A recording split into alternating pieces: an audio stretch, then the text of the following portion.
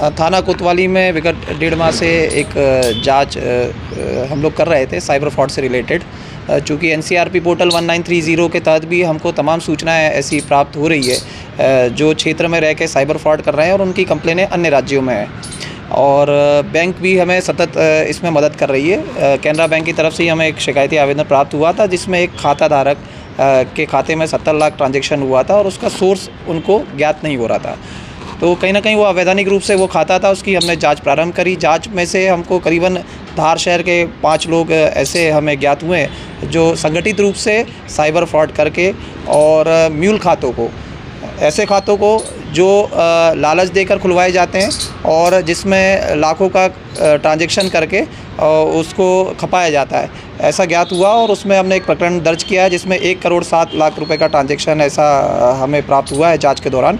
और उक्त 5 आरोपियों के संबंध में राष्ट्रीय स्तर पर 20 कंप्लेनें साइबर पोर्टल 1930 पे हमारे यहाँ दर्ज है।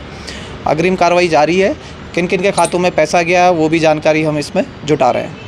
सर, जो ये अन्य राज्यों में जो दर्ज है वो कहाँ कहाँ दर्ज है? अन्य राज्यों में जो दर्ज है वो दिल्ली, मुंबई, केरल, पश्चिम बंगाल, मैक्सिमम इन्हीं राज्यों में कंप्लेनें दर्ज हुई है। और ये एक शेयर ट्रेडिंग ऐप फर्जी रूप से संचालित किया जा रहा था। उसके माध्यम से साइबर फ्रॉड करके उन लोगों से पैसे को खातों में ट्रांसफ़र करवा के उसको अपने लाभ के लिए प्राप्त किया जा रहा था। करीबन 1,07 लाख में 40 लाख रुपए कैश निकाला गया है और 70 लाख के ऊपर का ट्रांजैक्शन अन्य खातों में किया गया है। सर, ऐसे भी लोग हैं जिनको पता ही नहीं है और उनके खातों में पैसे आए हैं, तो उनको किस तरह का लालच दिया गया और पुलिस क्या करेगी?